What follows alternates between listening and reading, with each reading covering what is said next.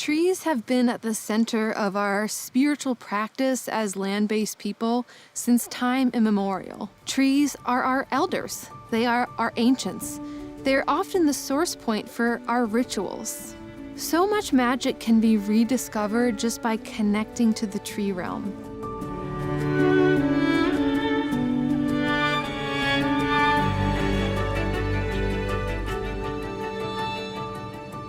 Hello and welcome back to Remember Why You're Here, a podcast for seekers and sensitives where you can relax, receive, reconnect to yourself, and remember the most important thing of all, why you're here. I'm Asia Suler, author, earth intuitive, teacher, and in this episode today, I wanted to respond to a voice message that I got over on my website at asiasuler.com/remember. And in the voice message, I was asked to speak specifically to the medicine of trees, to do an episode about the medicine of trees. So that is what we're doing here today. And I wanted to share as well a recording that I made several years ago about 3 tree rituals for a rich life. These are 3 rituals that I do with the trees and that continue to just bring so much depth and magic into my life, even though I've been practicing them for many years now. So we're going to get into that recording in a little bit, but first I just wanted to talk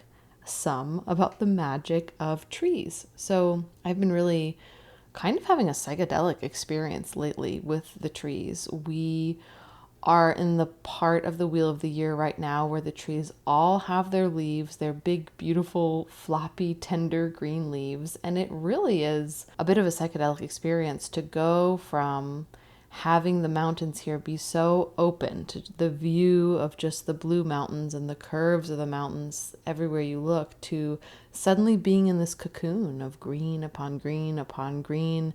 And I find myself often just laying on my back or even looking out the window of my car at the bodies of the trees and thinking, what a wonder that our earth decided to evolve these beings, that trees exist at all. I just think that they are so interesting and magnificent. And I often find my brain kind of wandering back to the time when there were these, primeval forests that covered so much of the world. And I think a lot of our memories, our deep human memories, our ancestral memories, are still connected to those times. I think about, or I look at pictures of ancient forests, and it stirs something really deep in me to see these very old, 1,000-year-old or even older trees, these bodies of trees that are more like landscapes unto themselves. And so there's this level in which the medicine of trees really is the medicine of humanity, even though we haven't always lived with trees,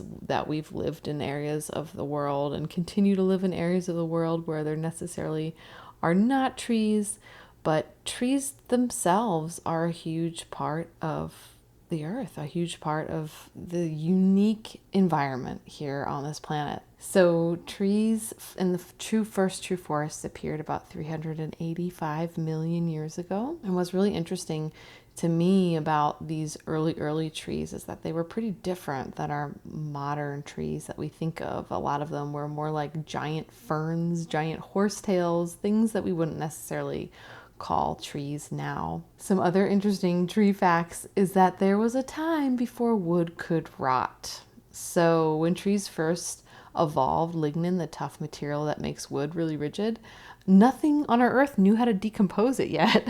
So for millions of years, these dead trees just piled up faster than they could decay. And these ancient forests are what became coal beds and fossil fuels. So in a very literal sense, a lot of industrial civilization runs on these ancient prehistoric trees. So they really are like at the bedrock and in the deepest, most hidden places of our world, including our current society. We know, of course, that trees help create the atmosphere that we breathe. So we very literally are breathing with the trees. And trees, as we know of now, they're diverse in their form. So there's different kinds of trees. We have conifers, we have tree ferns, we have palms, we have flowering trees. And what I love about trees is what really is defining a tree is being tall.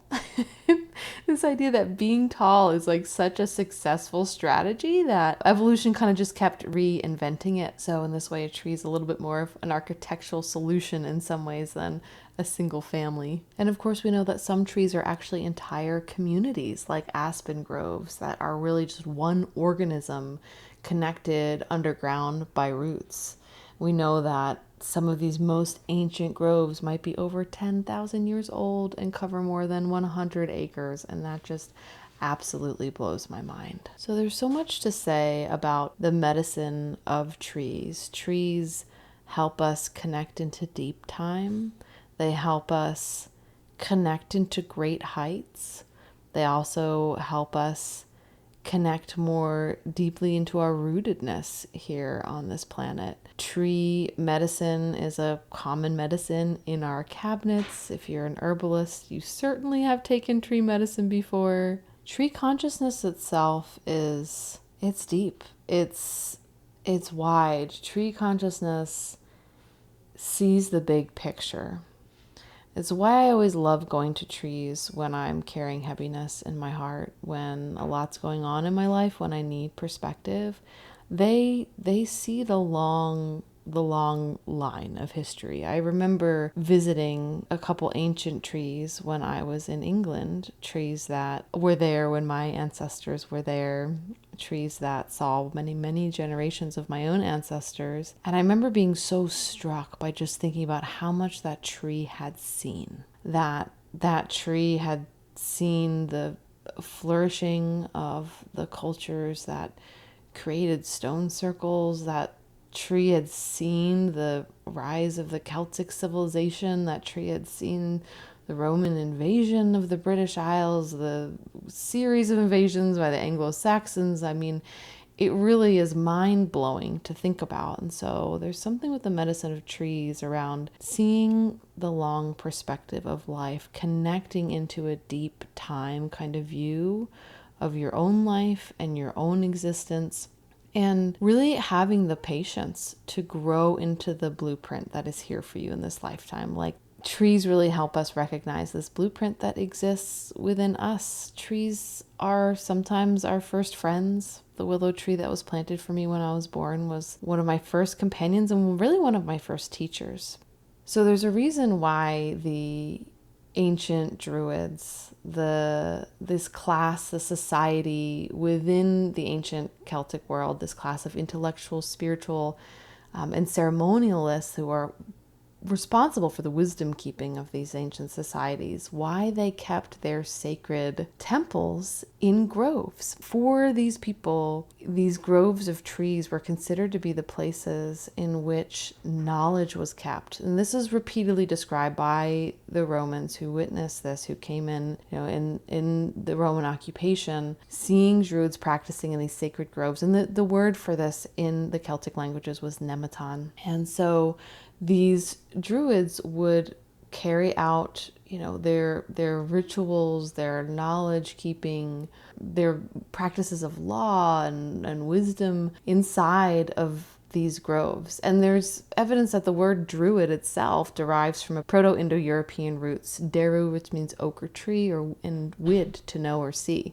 So druid roughly means oak knower, or one who knows through the oak, or tree wise one. And I got the opportunity to visit some of these nematons when I was in the British Isles, and I was really blown away. And I could feel, it was like entering a force field walking into these nematons. You could really feel why these ancient societies and cultures revered trees, why their temples themselves were the trees, because trees are record keepers, they're record holders, they're wisdom keepers, and we can connect into trees to connect into the long line of wisdom that is inherent to humanity, that is inherent to our own ancestors, and that is living within the earth. So there's so much that I could say about trees and tree medicine, but with that, let's hop into this recording where I talk about 3 tree rituals for a rich life, because these 3 rituals really are still rituals that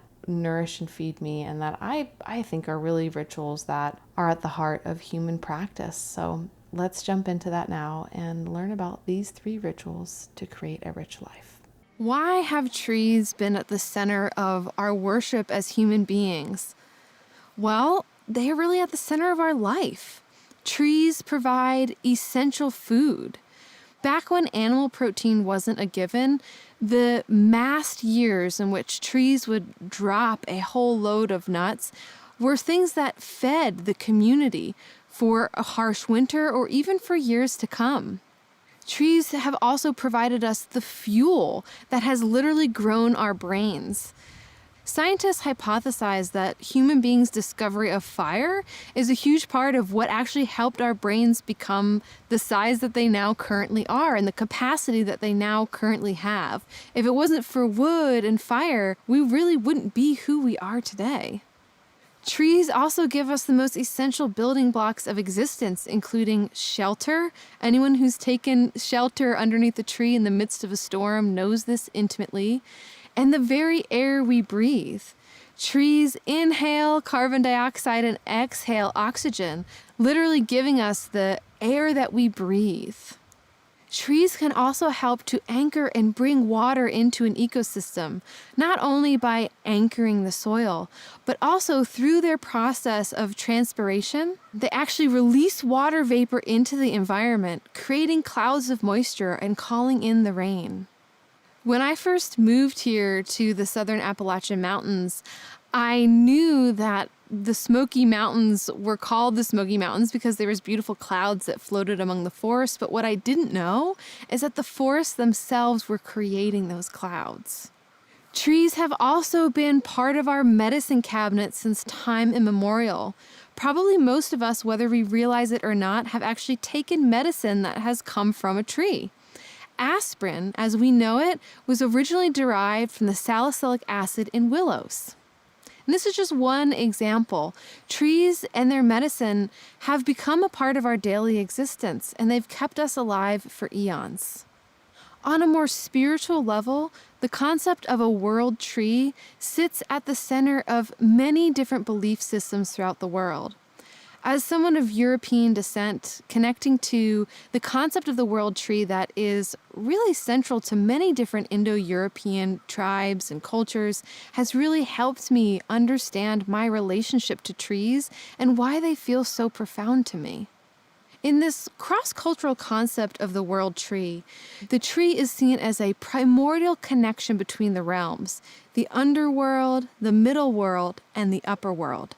Through engaging with the world tree, we can not only connect to the realms of the gods and the goddesses and the spirit realm, but also connect into the souls of those who've passed and the beings who live here in the unseen on earth.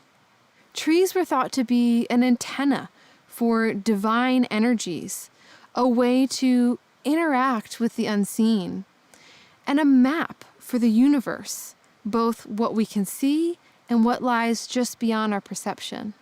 So I have a few key rituals that I do to interact with trees and tree medicine. The first ritual is to find and honor your local guardian tree. You'll probably notice that there is a tree around you, perhaps around your house or in your ecosystem that really stands out. I think a lot of us look to our heritage or cultures that we admire to find out about which trees they esteemed, and then we have a tendency to enshrine those trees as well. And that can be beautiful, but what I found is that your local ecology, your backyard, the place where you live, has a very particular energy, and there will be one tree there that is what I call the guardian tree. So guardian trees are often visually prominent in the area where you live. It could be that they have a particular formation, or they're quite large, or they're in an important place within your backyard or in your community. You might even be surprised about who this guardian tree is.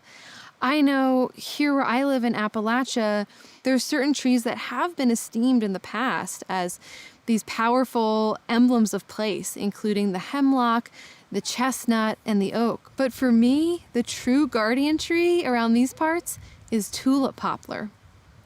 Tulip poplar is a relatively young tree. It moves into ecosystems pretty quickly after a system's been destabilized or after a clear cut. And it grows very fast, very tall, very quickly. And so over time, these tulip poplars, after these great forests of Appalachia were cut down, have become the elders here. So I like to approach the tulip poplars around my home as the guardian trees here. Now, I think it's a good practice to find one particular tree to approach in this way and then honor in this way. Because why I call these guardian trees is that I often find they kind of work like gatekeepers for the ecosystem as a whole. If you want to connect to a place, even if it's not the place where you live, any place you go on the earth, if you find that one tree that feels like the guardian of that place and you communicate with that tree, you say, I love you, I'm here to connect, I'm here to listen, then that tree will really help open the gateway between you and all of the unseen energies that are there in that ecosystem. So try finding your local guardian tree and leave an offering this spring, or go and sing a song, perhaps water the roots, and notice how your relationship to the environment changes. The next ritual is a logical continuation. Once you've found your guardian tree, you can ask that tree to become a prayer tree for you. We are right in the midst of Beltane season. In the Celtic wheel of the year, Beltane was when spring really hit its fullest flush. It's when the trees started to leaf out and we began that tip into summertime. Beltane was also the time where the veils between the worlds were felt to be quite thin. One traditional practice of honoring Beltane was to have a May tree. Oftentimes these trees were hawthorn trees, but any tree can be a May tree. In certain May tree rituals, ribbons were tied to this tree, offerings were left, weddings took place underneath the tree. But the tree itself became a place where prayers could be left and prayers could be answered. If we go back to the concept of a tree as this antenna to the divine and an ability to travel between the realms, then it makes sense that we would leave our prayers with a tree and that they could be heard. To this day, there are still prayer trees around the world, trees where people leave offerings, ribbons, coins. Find a tree in your local environment that wants to be a part of your ritual.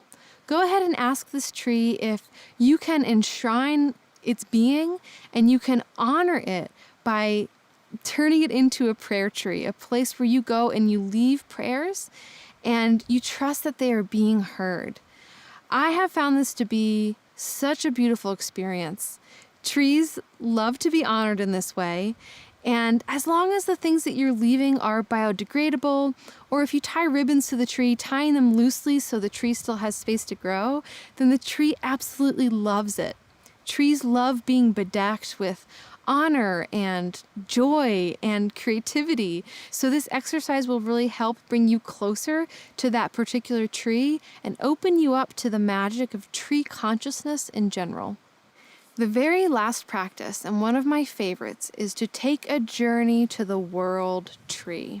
So I first went to the world tree in a journey before I even knew what the concept of the world tree was or the fact that it was central to my Germanic ancestors. I remember showing up in the journey, I started drumming, and all of a sudden I saw myself with this gigantic tree, the biggest tree I'd ever seen in my life, with roots that looked like tree trunks and branches that went so far up in the sky I couldn't even see how high they went. Now, through my studies, I understand that this was actually a traditional way that Norse and Germanic shamans would move through the realms, through interacting with the world tree. I truly believe that this concept of the world tree is something that is innate to all of our human psyches, and no matter what your background, you can connect to the world tree as a way to move between the realms. Traditionally, if you went down into the roots of the tree, you'd be going into the underworld or the lower world, the place where you could talk to the souls of the plants, the souls of the animals, and perhaps even your own ancestors. If you stayed with the trunk of the tree and you explored right around the tree, perhaps its branches that touch the ground, you'd be exploring the hidden world that is right here with us on the planet, including the realms of the dwarves or the fairies. If you climbed the tree and went all the way up into the topmost branches, this was the way to reach the upper world, the place where you commune with spirit guides, gods, goddesses, and your own wider self. My experiences of working with the world tree through my shamanic journeys has been incredibly profound. No matter what time of the year or what time of my life I'm moving through, every time I go back into a journey with the world tree, I receive something essential.